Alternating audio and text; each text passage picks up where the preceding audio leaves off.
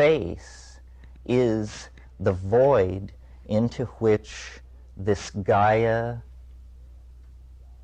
matrix, this maternal mama matrix, is going to expel the human intellect. It is a birth process. It is traumatic for the planet and for the people undergoing it, but it is natural and it is necessary, and it is important, I think, to have faith that it's going smoothly. We can now see the future in a way that even 15 years ago people couldn't see. I mean, if we keep our ducks in a row, the next 100, 200 years can be seen fairly clearly. All that we have to argue about is how fast you run the movie. In other words, will it be Starflight by 2010, or will it take till 2050? Will we have complete ability to transfer and integrate human consciousness into machines in shared states of group telepathy by the year 2000 or 2025?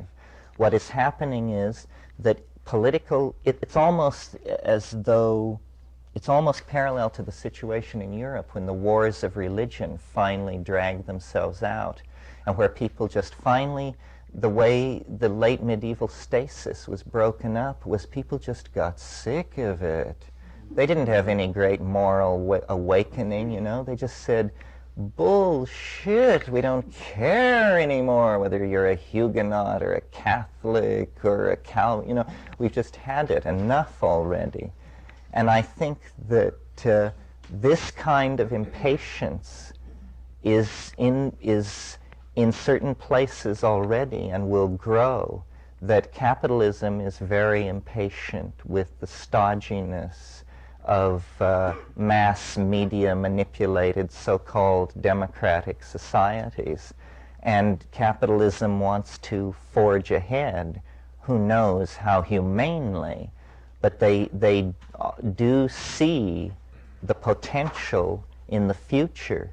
And many Western institutions see only the potential for despair in the future.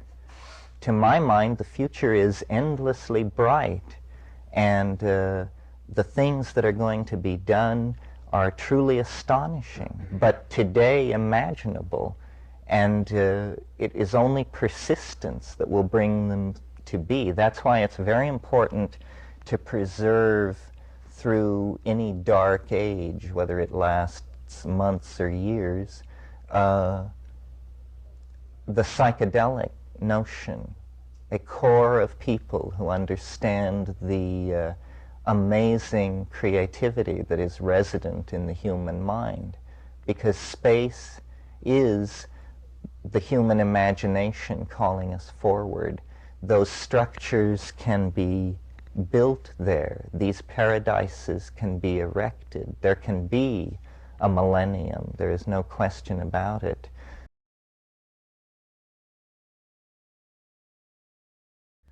This morning, I wanted to sum up or sort of review what we've been talking about over the past few days. We're definitely now in the full flow of whatever this is, and I hope the questions that you brought with you are being answered, or that you're forming new ones.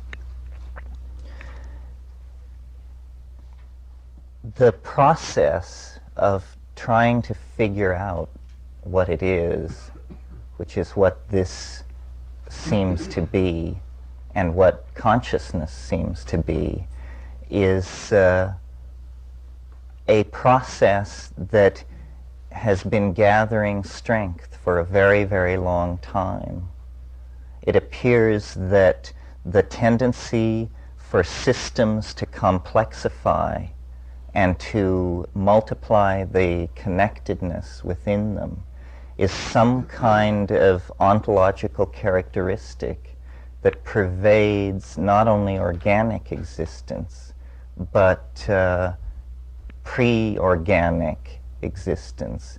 even pre-molecular existence. The universe begins in some kind of singularity.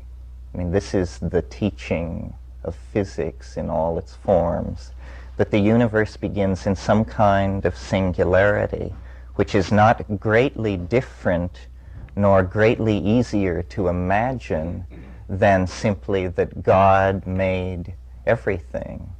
It is essentially that statement, clothed in mathematics and abstraction. What is unexamined in all these models that project the whole scheme from the largest to the smallest, from the earliest to the most recent, is an awareness that apparently the describing apparatus is unable to emerge from itself, that everything is somehow self-description. And it's interesting that self-similarity is this property that you encounter in the fractals and then that you encounter in nature or complex phenomena once you examine them with the fractal idea. So what is this peculiar tension between individuality and the general case? After the lecture yesterday, we were talking about the phenomenon of elves that is experienced with some hallucinogens, and wondering if perhaps at last the fractals didn't bring into our ken the possibility of an explanation of what this is. That what it is that you perceive at last the fractal nature of yourself, so that you see that you are yourself, but you are also all these little selves, which Jung actually mentioned this in one essay. He called them autonomous psychic entities, mischievous bounding forms of ontic energy. And this is what it is, and this can be viewed as a kind of fragmentation if it overwhelms the coping ability. But on the other hand, it is a perception that is probably primary. I've noticed in my own encounters with elves that they have a curious relationship to my own body image, in that they can jump in and out of your body. They are autonomous psychic entities, but also autonomous linguistic entities. The fact that they seem to be made of a material which is made more of meaning than light, in other words, that they carry their meaning on their surface, is indicative of the fact that they are made of the material of the self, if you want to think of it that way. In other words, that they are as ontologically primary as you, the perceiver. Well, if you, once in that extremely altered state, you have touched this notion of the fractal nature of the self, then you bring it back and you see it all around you. I mean, for instance, ourselves as social creatures. I am myself. I could be someone else, you or you or you, and likewise you could be anybody. Our individuality is a uniquely felt thing, but few people would argue that someone looking down from a flying saucer would probably see us as interchangeable, the way we see ants as interchangeable. The ants are a fractal example of an animal population, because all ants appear more or less alike, and all ant societies of the same species appear more or less alike. Yet from the point of view of the monad, at any level in the modular hierarchy, there is a unique perspective and a unique centering process which creates an individuality, a point of view, a self, which is sustained in time. But then when you turn toward this temporal dimension, which the self is sustained in, you discover what I mentioned in another context yesterday, that time also has this fractal quality. 1 minute is rather like another, 1 day is rather like another, 1 year is rather like another, and yet each day, each moment, each year is different. And so there is this strange tension between the self-similitude of temporal flow and also the differentiation in it.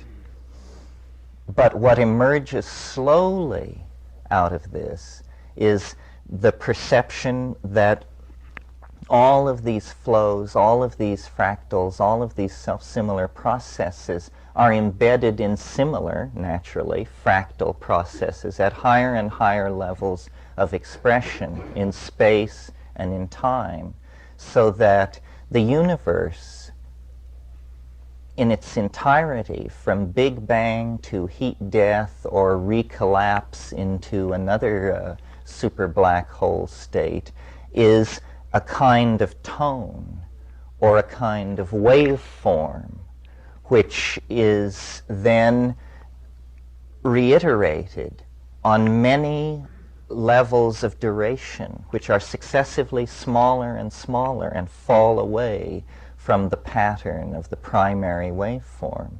And so when you look at the history of the universe on a vast scale, what you see is an initial state of great indeterminacy, an inchoate state of such high energy that everything is just flying to pieces. There is no bonding energy that can overcome the kinetic energy of the system. Then as time passes and temperatures fall, eventually nuclear chemistry is possible. Electrons settle down into orbits around the nucleus of the nuclei of atoms.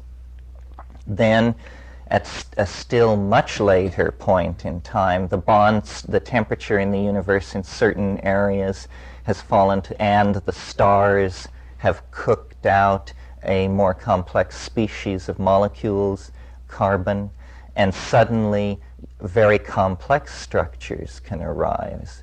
And this tendency toward complexification, which describes the history of the entire universe, also describes the history of the 20th century, your life, the past 6 months. All of these processes have this tendency to go toward an end point of extreme complexity. And this has not, it's obvious, and it's part of our literature and our art. This is why the apocalyptic and millenarian tendency is built into the Western religious tradition. This is, I believe, the yearning which Western religion satisfies in people that is not satisfied by science. In other words, that Western religion sanctifies death as some kind of culmination and conclusion, but the larger implication of that, which it explicitly makes, is that the whole history of humanity is moving toward an end point, an apocalypse, a momentous event which will cast everything which preceded it in some kind of new light and make everything new and morally exonerate the horror that was necessary to reach that moment. In other words, to make the earth pure and clean and new. And science is not into this. Science's technology may be like a disloyal child of science, which could be captured by the millenarian dream. But science itself takes the view of time so far that it is a plastic medium, but not highly variable on the local scale that we inhabit, and therefore essentially trivial.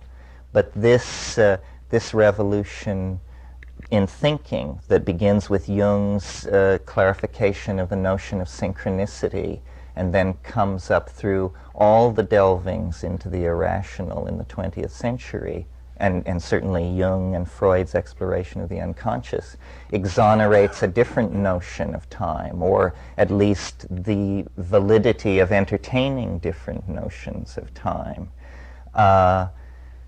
Technology arising out of the application of science to the conquest of nature nevertheless is susceptible to millenarian expectations. The French sociologist Jacques Ellul was a radical technological sociologist, and he had a famous aphorism, which was, "There are no political solutions, only technological ones. The rest is propaganda." And this is certainly a radical expression of it, but it may well be true. I believe the Technological Society. It's still in print and paperback. And propaganda is another good one. Technology in the form of cybernetics is becoming the coral reef, or the technological excretion that is the truly hardwired portion of the unconscious now. And I see this as the feminine, the goddess, re-emerging into three-dimensional space in the form of this, what Teilhard de Chardin called the noosphere, but which is more correctly identified as Sophia, the emanation of wisdom as a feminine spirit, as Purusha, as electricity, which completely girdles the planet and transforms it into the alchemical stone, the entity. It is the planet which is the thing that is being worked on. This is why alchemy and history can be seen to be the same thing. This is why this conference is called Shamanism, Alchemy, and the Millennium, because it's my conviction that the historical process, mirroring intuitively these larger cosmic processes and smaller cosmic processes of complexification, is an actual intentionalization of the creation of this overmind, or not so much its creation, but its invocation into matter to save us, is essentially why this is happening. In other words, it's a Gnostic myth of the descent of the overmind into matter to recover what was lost into matter, which is the spark of being the oversoul in ourselves, to return to the imagination without having to pass through the narrow gate of death. And shamanism is related to the millennium because the shaman exemplifies the millennium before history. Iliad makes this clear, that before history, in ilio tempore, everything was perfect, and people flew and talked to the animals, and there was abundant food and no disease. The shaman is the only person who has retained this superhuman quality that existed before the fall into profane time.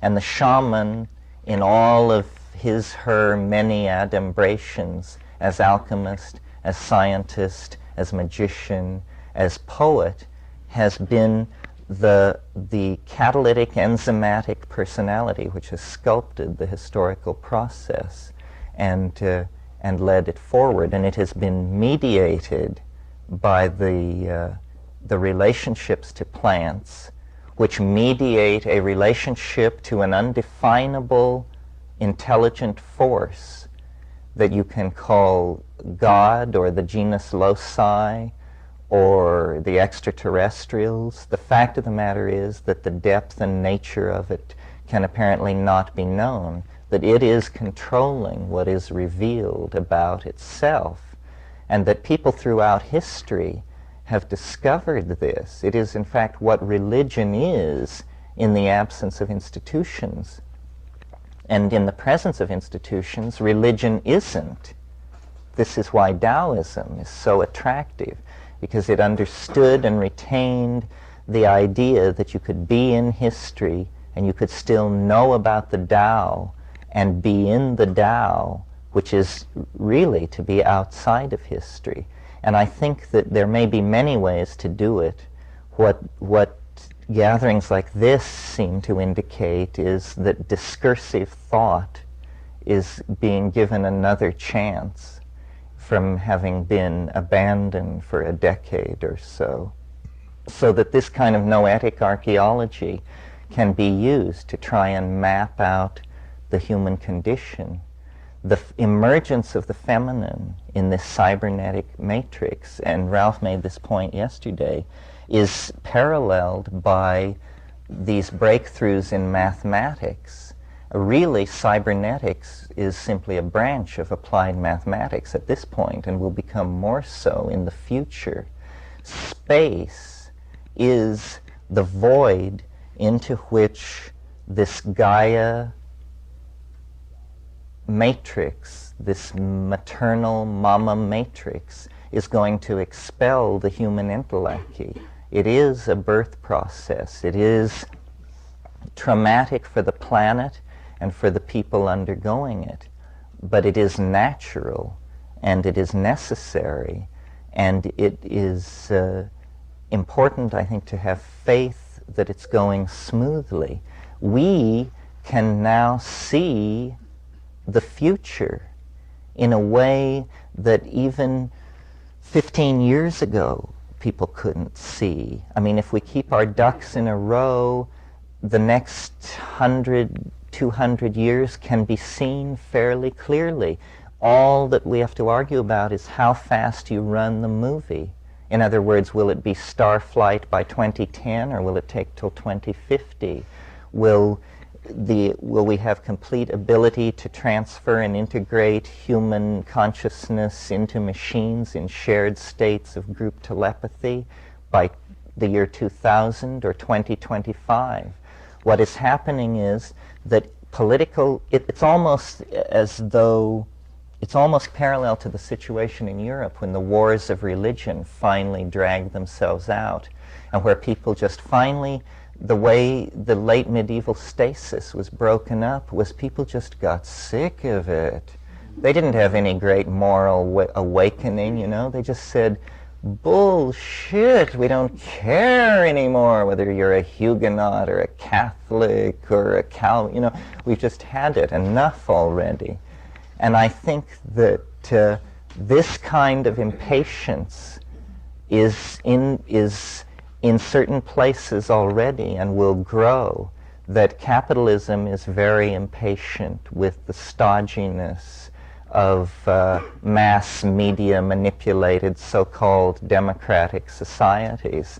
And capitalism wants to forge ahead, who knows how humanely, but they do see the potential in the future. And many Western institutions see only the potential for despair in the future. To my mind, the future is endlessly bright, and the things that are going to be done are truly astonishing, but today imaginable. And it is only persistence that will bring them to be. That's why it's very important to preserve through any dark age, whether it lasts months or years, the psychedelic notion, a core of people who understand the amazing creativity that is resident in the human mind, because space is the human imagination calling us forward. Those structures can be built there. These paradises can be erected. There can be a millennium. There is no question about it. Any of you who are fans of science fiction know that science fiction is just a plethora of worlds and cultures and aliens and bizarre political situations. Well, it takes 6 light hours for a radio signal to go from the inner planets to, say, Pluto. And that means that within 12 light hours of the sun, these O'Neill-type habitats, which everybody agrees are technically feasible, could be erected. And that means a fantastic proliferation of experimentation in human social forms. I mean, it's possible to envision the solar system as a kind of human swarm world with thousands of these colony worlds, each pursuing the social dynamics that they had evolved or were interested in exploring, all suspended in a sphere of electronic communication and data transfer, such that they are living in the same day, the same solar system day, because it only takes 12 light hours for light to cross the solar system from one edge to the other. And this is a conservative future, a future which does not rely on any new technical breakthroughs or discoveries of great new natural principles, of which you may be sure there will be such discoveries. So if we can lift the lethal beast off our backs, we can go forward into a future that is endlessly bright. And we've heard all kinds of solutions suggested, from relaxing to dissolving it with analysis and discovering that everything is all right the way it is and everything is working out the way it is. I lean to believing that 80% of the time and worrying a great deal the other 20% of the time as a way to hang on. Anyway, I think I wanted to take this time this morning to say these things because I think it makes more immediate what to some people may have seemed very arcane yesterday, which was all the mathematical stuff. Someone said to me yesterday, if there's a narc listening in, what do you think he thought of the day-long exploration of higher mathematics? So, are there questions about this or anything that anyone wants to say? Cybernetics. Yes, well, I said earlier that I thought a network like MicroNet is essentially, MicroNet is this computer network on the source that we have organized for people with interests in this area, where you can log in and then, using a pseudonym, interact in any way you want. In other words, it's a new kind of public or quasi-public space where once you have entered into the network, you are totally anonymous, which means totally free. There's a Japanese saying, the tourist need have no shame. Well, this is... No, it's absolutely true. So the tourist on the computer network need have no shame. You can say anything, no one can find out who said it, and so you can speak your mind and communicate freely. That small beginning, typing away at the keyboard and sending e-letters to various mailboxes and interacting in this funny way, which is faster than the mail but slower than the telephone, is the beginning of a neural network, which in a few years, 4 years, 5 years, will have the ability to process visual data and much more high-resolution forms of data. Even at the present level, you are able to upload papers, and people can download them and read them. You can upload programs which people can run but not download but comment on, or download and comment on. In other words, it creates a kind of instantaneous linking together of people, which, I hate the mechanics of the computer. I mean, I just think it's completely obnoxious. But it's like learning to drive, but it's tougher than that. It's like learning to drive a sports car. But once you learn to drive it, then you can, there are these thrills. And I think that if people will cooperate and actually use the network and force themselves in a way to use it, in other words, don't call somebody, use the email, just make it part of your life, then the kind of community that we produce when we're here at Esalen can be carried over, not at such an intense level, but we won't each fall then back into our own groove.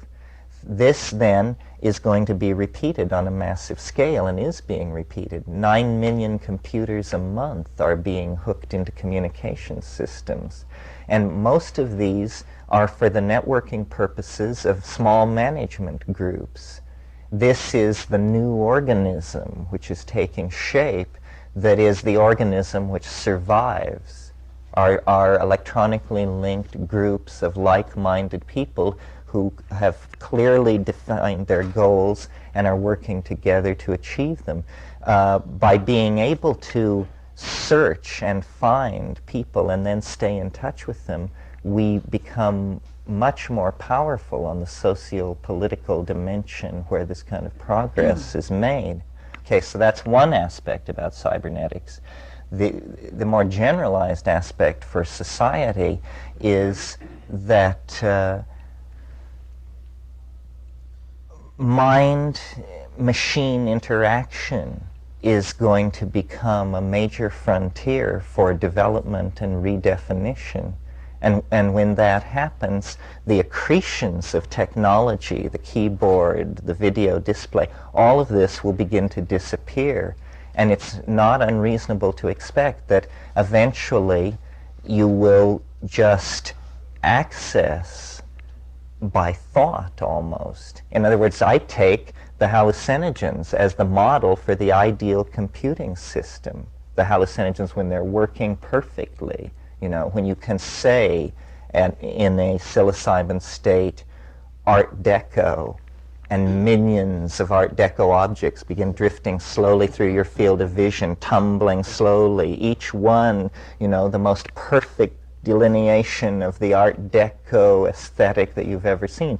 And then you say, you know, Hieronymus Bosch, and you're there. This kind of interaction with an invisible dimension of vast intelligence is coming to be. Now, I think that it's always existed in a wetware form. This is what shamanism is. This is what all societies end up building, whether they build it out of mushrooms, morning glories, and tobacco smoke, or silicon, copper, gold, and plastic, you know. Everybody ends up erecting a cybernetic global network of information for transferring the information that they have culturally validated and seek to preserve.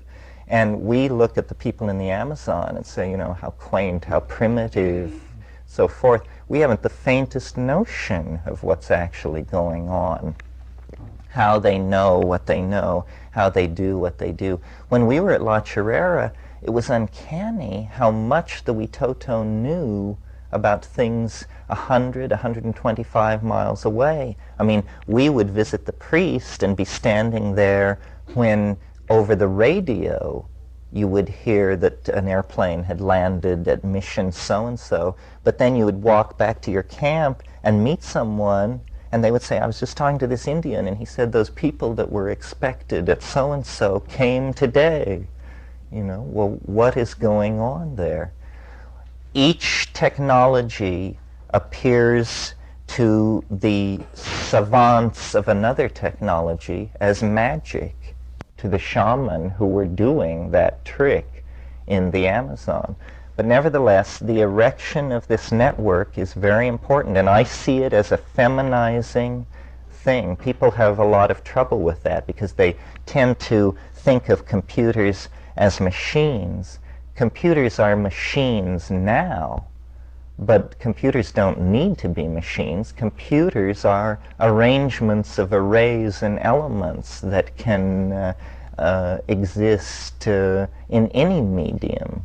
And we're simply passing through a phase where they are machines. Very soon they will probably be created by DNA and be rather like bone tissue or something like that.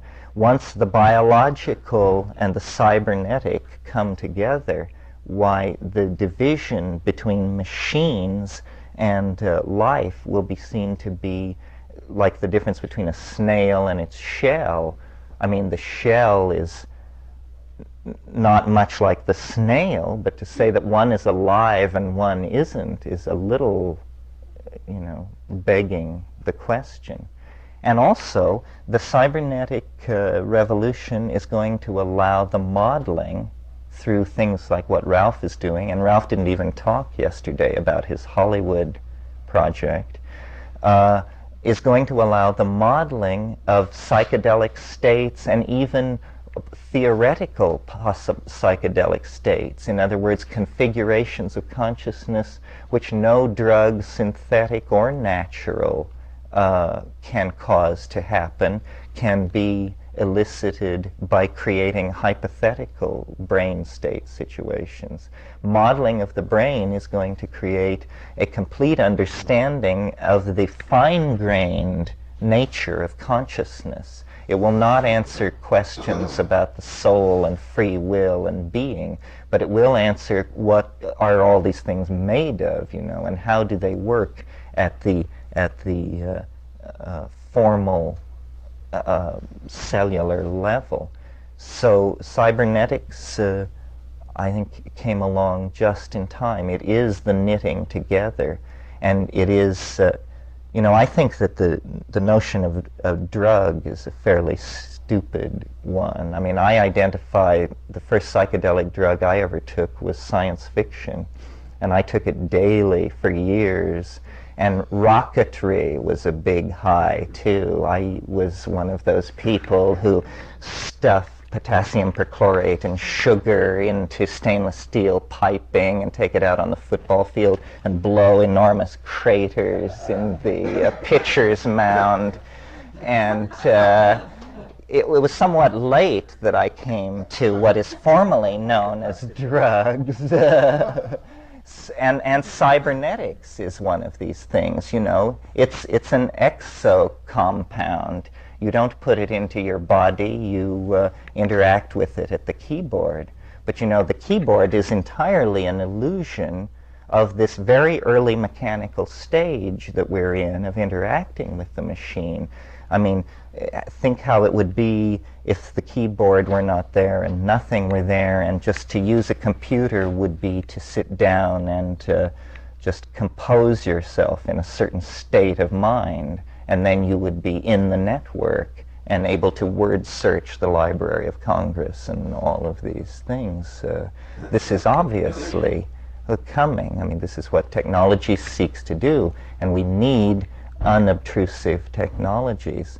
So the psychedelic research which we're doing, and which seems somehow, we don't know whether we're millenarians or whether we're mystics or whether we're escapists, but actually we are pioneers in creating the parameters of the kinds of states of consciousness that will be institutionalized cybernetically and biopharmacologically in the next century, if we're to survive. Because the kind of chaotic, propagandized, mass-minded, atomized, competitive, egocentric, patriarchal tendencies that are in all of us at present are lethal. And they're more present in the leadership than anywhere else. So the situation is critical, and exotic solutions must be the only ones that one can put one's faith in, because the logic has outrun itself. The whole mess is a creation of the logical mind. I mean, it seemed so clear back there in the 17th century, the universal rights of man and so forth. But it turned out rather badly, and it's because it was a masculine one-sided undertaking, as Western civilization had been since the suppression of the goddess and the breakup of Eleusis and the going underground of ecstatic states where you get in touch with the overmind and get the historical juice, the direction for the historical process. Now this is coming again, but let's hope not too late. I don't think so. I think that it's just going to be a hair-raising, hell-raising experience, but that we will be reborn and that it will come to pass that the human future is secured, perhaps for tens of thousands of years in our lifetime. It has to do with diffusing the political situation, dispersing people through the solar system, and unleashing capitalism in a humane environment, which means an uninhabited environment of unlimited resources, which means nowhere on Earth. It can't be on Earth. If I had the power to do it, I would turn the Earth into botanical dimensions, meaning the Earth should be a botanical garden, a repository of life forms, a carefully tended and cultivated treasure, the greatest treasure which being ever gave to the human race. And no matter how far we go and how many planets fall under our sway, it will be the gene swarm of the home planet that will eventually determine how well we do out in the galaxy. And so, you know, as I said, it is the alchemical pearl. It is the concrescence. And saving the planet, saving ourselves, saving the destiny of generations of people yet unborn is all tied up in this climactic moment of historical complexity when we not only leave the planet, but leave the primate form that we have been locked in for 1,000,000 years, leave our historical foolishness behind. It is time for the human race to grow up, and the end of childhood and the beginning of a broader horizon of being that we intuit in the imagination, in our poetry, in our art, in our religion. But these are merely glimpses over the landscape. And now we have crossed that desert of history, and we are on the brink of these things. There is an opportunity for the millennium.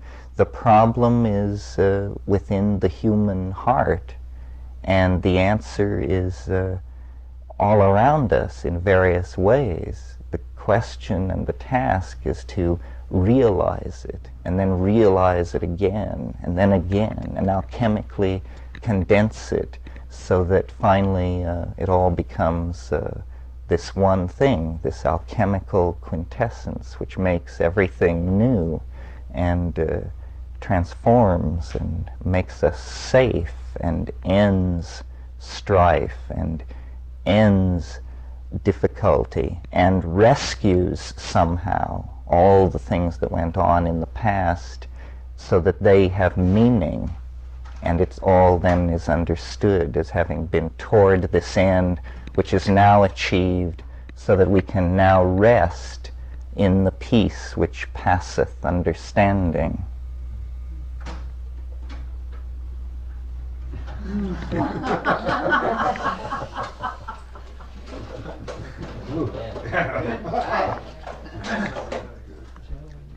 So,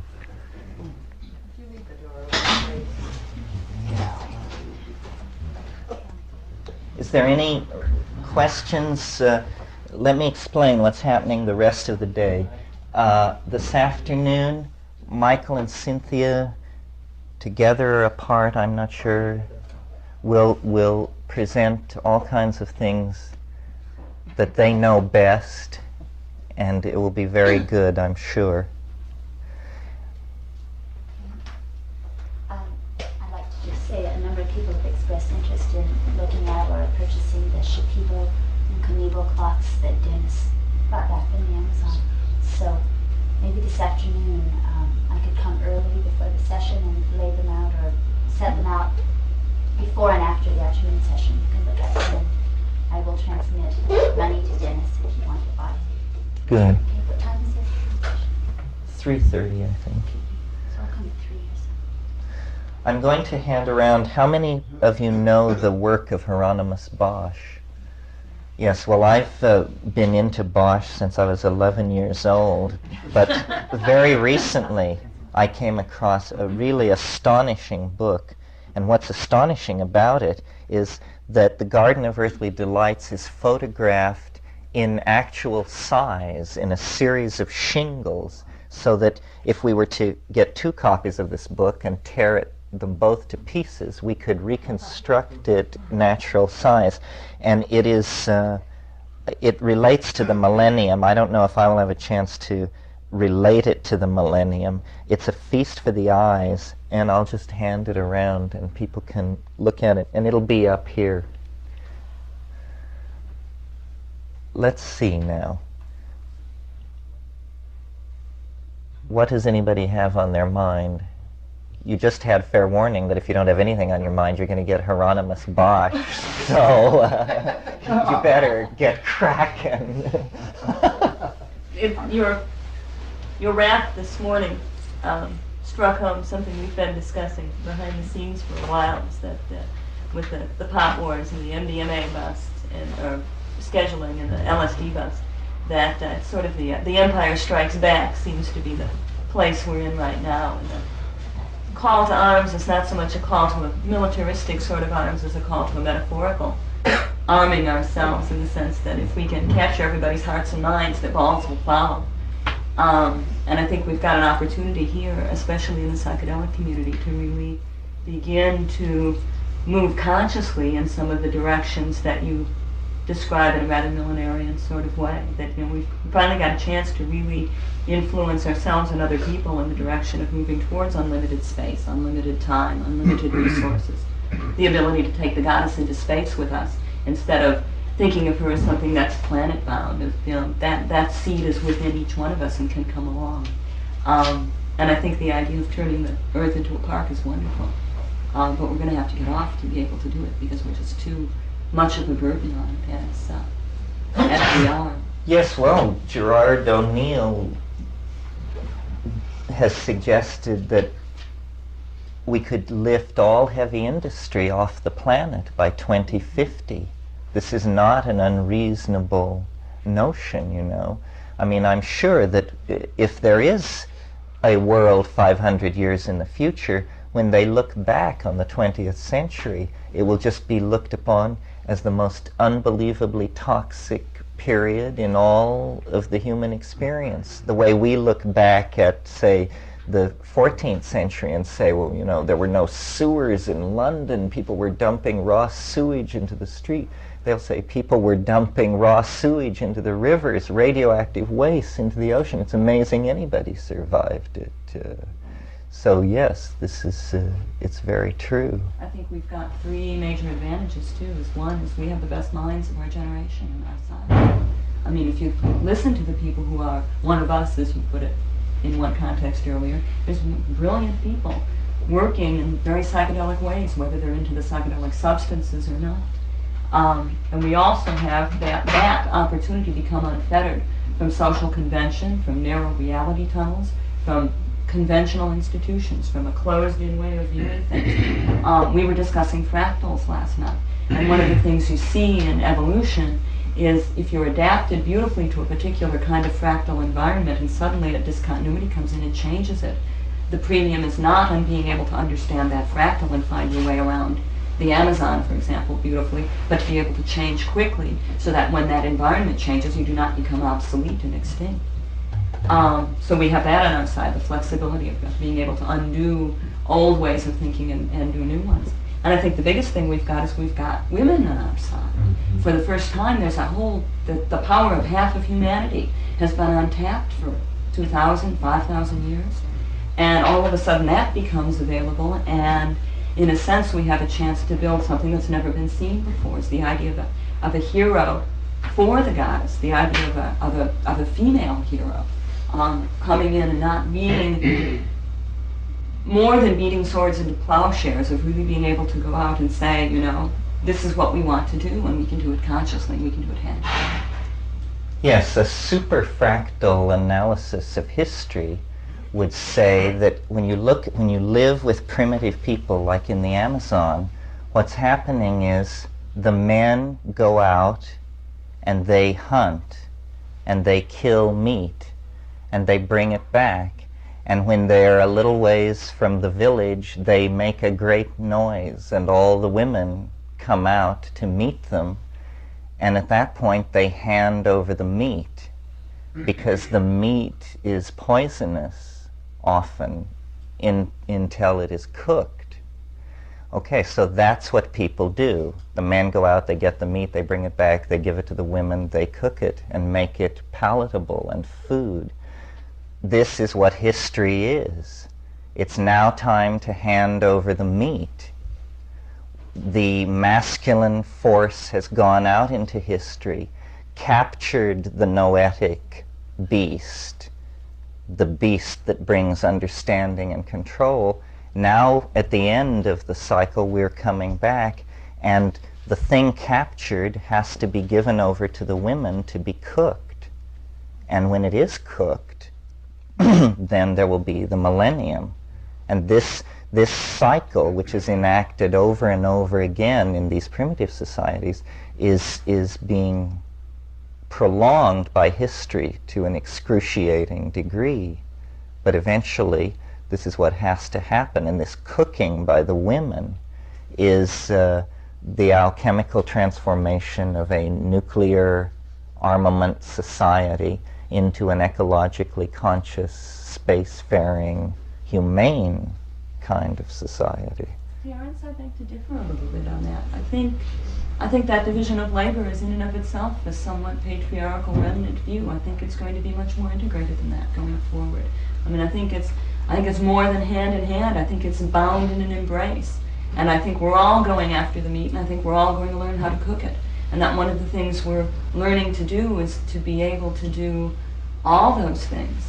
One of the things that struck me about the dance performance last night was I guess it was the third piece with the three dancers in loincloths, is the really beautiful androgyny they showed in terms of moving together with great strength without losing any of that sexual differentiation, but making it into an artistic and aesthetic statement instead of a desperate way to get twice as much work done as you could otherwise. Well, yes, you're right. It's the feminine in each of us to which this thing has to be handed over. It's certainly all these men in positions of power. This is what they have to do. They have to see that the time has changed, that it's a different place in the play, that they have to be different relative to this thing.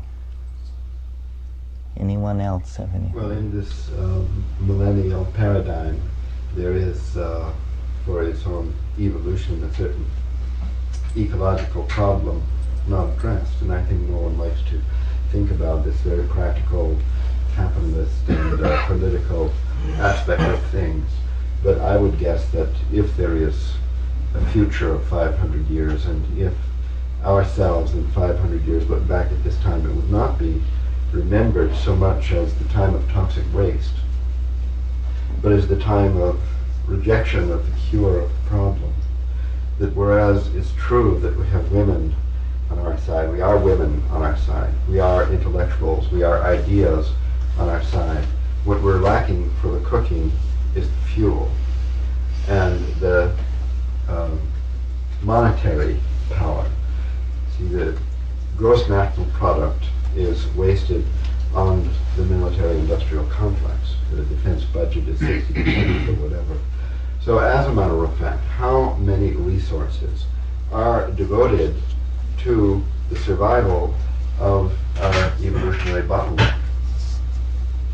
Hardly a drop, you see.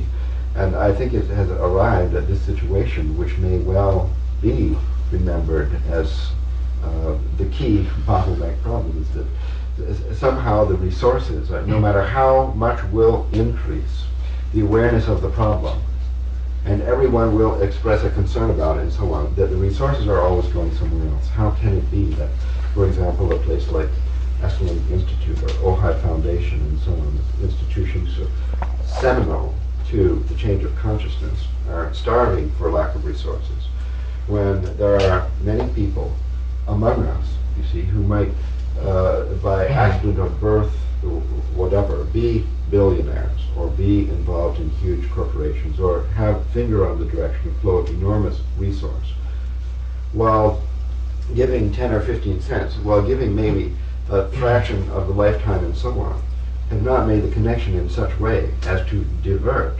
huge power of money, the fuel to do the cooking, so that these ideas, which actually, I have no doubt, comprise already the solution to the problem, is here on earth among us. We are not waiting for the divine appearance, male nor female. See, everything is already here, maybe. We don't know until we get a chance to try. So basically nothing is being tried because there's no fuel for the cooking.